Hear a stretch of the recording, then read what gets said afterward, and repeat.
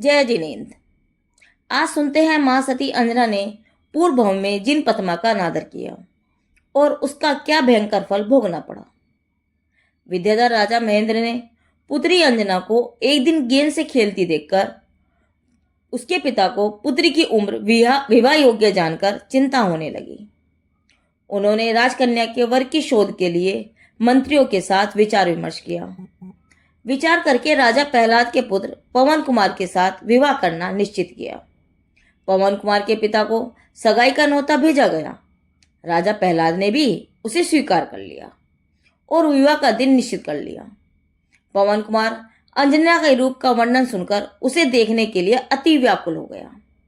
वह चुपके से अंजना को देखने पहुंच गया और अंजना के रूप को देखकर वह अति प्रसन्न हुआ।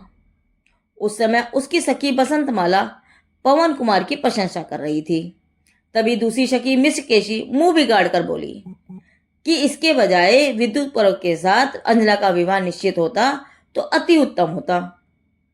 इस प्रकार दोनों सखियां बोल रही थी, परंतु अंजना लज्जावश मौन थी। यह देखकर पवन कुमार को गुस्सा आ गया और उन्होंने अंजना के साथ विवाह तो कर लिया, परंतु 22 वर्षों तक उसका मुख नहीं देखा। इस कारण अंजना बहुत दुखी रहती थी। एक बार पवन कुमार को रावण की सहायता के लिए जाना पड़ा। उस समय अंजना पवन कुमार के दर्शन के लिए बाहर खड़ी इंतजार करती रही, परंतु उस कुंवर ने उसकी तरफ नजर पड़ते ही उसका तिरस्कार कर दिया। इससे अंजना बहुत दुखी हुई। पवन कुमार रावण की सहायता के लिए चला गया। चलते हुए उसने रास्ते में मानसरोवर के पास पड़ाव डाला। रात में वह झरोखे में बैठा था। उस समय एक चकवी के ने आने से इधर उधर फिरती हुई व्याकुल हो रही थी। यह दृश्य देखकर पवन कुमार को अपनी प्रिया अंजना का विचार आया कि अरे, यह चकवे के लिए व्याकुल हुई होकर तड़पती फिर रही है तो अंजना की क्या दशा होती होगी। अरे, मैंने उसे बहुत दुख दिया है। अंजना का तो कोई अपराध ही नहीं था। निंदा के वचन तो उसकी सखी ने बोले थे और मैंने बिना विचारे अंजना का 22 वर्षों तक त्याग कर दिया। अब उस सती से मिले बिना मुझको चैन नहीं मिलेगा। ऐसा विचार कर उन्होंने अपने मित्र प्रहस्त से बात की और तुरंत गुप्त रीति से विमान में बैठकर अंजना के महल में पहुंच गया। अचानक पवन कुमार के आने से अंजना के हर्ष का पार नहीं रहा। पवन कुमार ने अपनी भूल के लिए सती से क्षमा याचना की। अंजना ने शर्माते हुए कहा, हे नाथ, आपका कोई दोष नहीं है। मेरे पूर्व कर्मोदय से ही ऐसा हुआ है। अब आपने कृपा की है, इसलिए मैं धन्य हुई हूं। इस प्रकार प्रेमपूर्ण वार्तालाप करके पवन कुमार जिस गुप्त रीति से आए थे उसी गुप्त रीति से वापस जाने हेतु तैयार हुए। कुमार को जाने के लिए उद्यत देखकर अंजना कहने लगी, हे नाथ, मेरा ऋतुकाल है, अतः यदि गर्भ रहेगा तो मेरी क्या दशा होगी। इस कारण आप माता पिता से मिलकर जाओ। परंतु पवन कुमार को माता पिता को मुख दिखाने में शर्म आई। पवन कुमार ने अपना कड़ा और अंगूठी अंजना को दे दी और माता पिता को बताने को कहा और अपने मित्र के साथ वापस सैन्य समूह के बीच पहुंच गए। इधर थोड़ा समय व्यतीत होने पर अंजना का गर्भ प्रकट हुआ। इस कारण अंजना की सास केतुमती ने उसका तिरस्कार किया और अंगूठी दिखाने पर भी नहीं मानी। उसने क्रूर सामंत को बुलाकर अंजना को महेंद्र नगर भिजवा दिया। अंजना महेंद्र नगर पहुंचकर पिता के महल के द्वार पर पहुंच गई।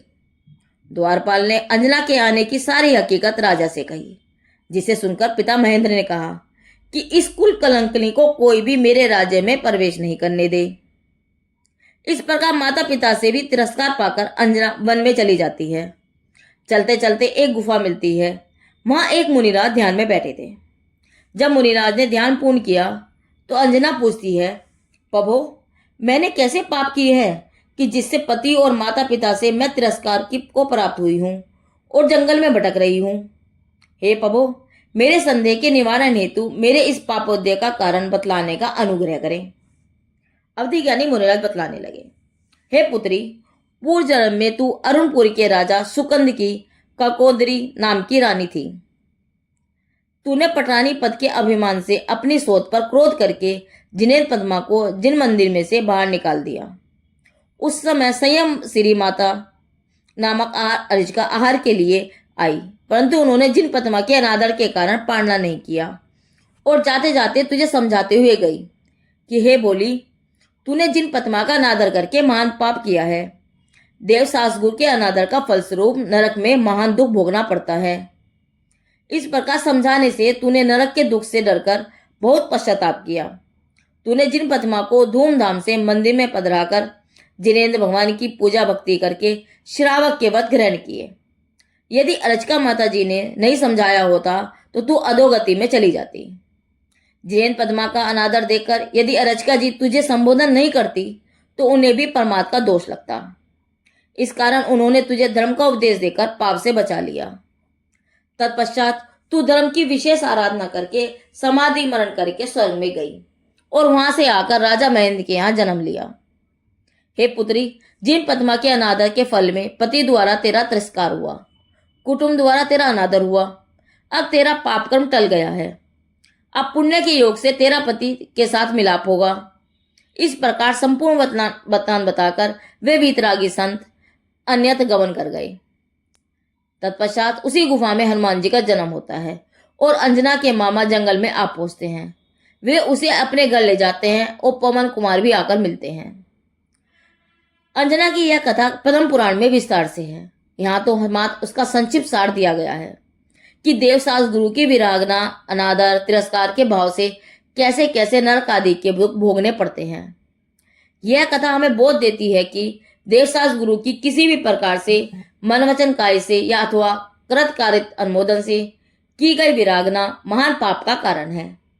अतः स्वप्न में भी अथवा मजाक में भी वीतराग देवसास गुरु की विरागना के महापाप से बचना चाहिए। महासती अंजना के पूर्व में जिन पद्मा के अनादर का भयंकर फल का कथानक का वर्णन पूरा हुआ। यह कथा बोधि समाधि निदान से ली गई है। जिन देव की वाणी आगम वाणी।